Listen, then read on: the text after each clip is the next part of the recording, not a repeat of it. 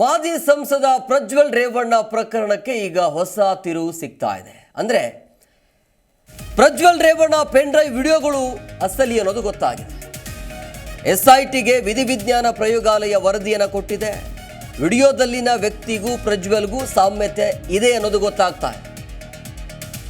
ಅಂದ್ರೆ ಆ ವಿಡಿಯೋದಲ್ಲಿ ವ್ಯಕ್ತಿಯ ಧ್ವನಿ ಇರೋದು ಇನ್ನೂ ಕನ್ಫರ್ಮ್ ಆಗಿಲ್ಲ, ಬಟ್ ಆ ವಿಡಿಯೋ ಇದಾವಲ್ಲ, ಆ ವಿಡಿಯೋ ಸತ್ಯ ಅನ್ನೋದು ಗೊತ್ತಾಗಿದೆ. ಆ ವ್ಯಕ್ತಿ ಯಾರು ಅನ್ನೋದನ್ನ ಪತ್ತೆ ಹಚ್ಚಬೇಕೀಗ ಅಷ್ಟೇ.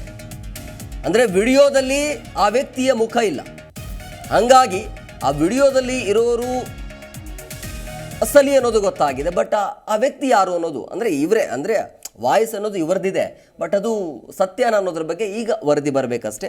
ಬಟ್ ಈ ಪ್ರಕರಣವನ್ನು ನೋಡಿದಾಗ SIT ಟೀಮ್ಗೆ ಒಂದು ಅಸ್ತ್ರ ಸಿಕ್ಕಿದಂಗೆ, ಅಥವಾ ಒಂದು ಪ್ರಕರಣವನ್ನು ಒಂದು ಬಲವಾಗಿ ನೋಡೋದಕ್ಕೆ ಒಂದು ಅಸ್ತ್ರ ಸಿಕ್ಕಿದಂಗೆ ಆಯಿತು. ಬಟ್ ಈಗ ಒಂದು ಗೊಂದಲ ಆಯಿತು. ಏನಾದರೂ ಆ ವಿಡಿಯೋಗಳು ಏನಾದರೂ ಬೇರೆ ರೀತಿಯ ಮಾಡಲಾಗ್ತಾ ಇದೆಯಾ, ಅಸಲಿ ಇದೆಯಾ ಏನು, ಅಥವಾ ನಕಲಿ ಇದೆಯಾ, ಅಥವಾ ಇವ್ರ ಮೇಲೆ ಸುಮ್ಮನೆ ಆರೋಪನ ಅಂತೇಳಿ. ಕೊನೆಗೂ ಕೂಡ ಈಗ FSL ವರದಿ ಕೊಟ್ಟಿರುವಂಥದ್ದು ಆ ವಿಡಿಯೋ ಏನಿದೆಯಲ್ಲ, ಅದೆಲ್ಲ ವಿಡಿಯೋಗಳು ಸತ್ಯ, ಅಸಲಿ ಅನ್ನೋದು ಗೊತ್ತಾಗಿದೆ. ಹಾಗಾಗಿ ಈಗ ಇನ್ನೊಂದು ಚಾಲೆಂಜ್ ಏನು, ಆ ವಿಡಿಯೋದಲ್ಲಿರುವಂಥ ವ್ಯಕ್ತಿ ಯಾರು ಅನ್ನೋದು ಗೊತ್ತಾಗಬೇಕು. ಈಗ ಅಷ್ಟೇ, ಈಗ ಇನ್ನೇನಿಲ್ಲ. ಸೊ ಹಂಗಾಗಿ ಅದು ಒಂದು ಕೂಡ ಕನ್ಫರ್ಮ್ ಆಗಬೇಕಾಗತ್ತೆ, ಅದರ ಬಗ್ಗೆ ವರದಿ ಬರಬೇಕು. ಬಟ್ ಈಗ ಪ್ರಕರಣ ಈಗ ಒಂದು ಹಂತಕ್ಕೆ ಬರ್ತಾ ಇದ್ದಂಗೆ ಕಾಣಿಸ್ತಾ ಇದೆ. ಈ ಒಂದು ಪ್ರಕರಣ ಆದಷ್ಟು ಬೇಗ ಈ ಪ್ರಕರಣಕ್ಕೆ ಸಂಬಂಧಪಟ್ಟಂತೆ ಎಲ್ಲ ರೀತಿಯಾದ ಕೊನೆಯ ಹಂತದಲ್ಲಿ ತನಿಖೆ ಅಂತೂ ನಡೀತಾ ಇದೆ. ಸೊ ಈಗ ಗೊತ್ತಾಗ್ತಾ ಇರುವಂಥದ್ದು FSL ವರದಿ ಕೊಟ್ಟಿರುವಂಥದ್ದು ಆ ವಿಡಿಯೋ ಎಲ್ಲವೂ ಕೂಡ ಸತ್ಯ ಅನ್ನೋದು ಗೊತ್ತಾಗಿದೆ. ಆದರೆ ಒಂದು ತಿಳ್ಕೊಳ್ಳಿ, ಬಟ್ ಆ ವ್ಯಕ್ತಿ ಯಾರು ಅನ್ನೋದು ಇದು ಕೂಡ ಕನ್ಫರ್ಮ್ ಆಗಿಲ್ಲ, ಯಾರು ಅಂತೇಳಿ, ಇವರೇನಾ ಯಾರು ಅಂತೇಳಿ.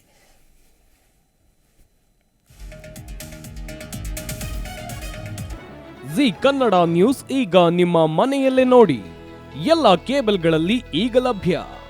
ಸನ್ Direct 292, Jio TV 1334, U digital 162, City Cable 51, GTPL 17, Abhishek cables 821, Rock Line telecommunication 51, Shri Basaveshwara number 60, Vinayaka digital number 53, in digital number 896ರಲ್ಲಿ.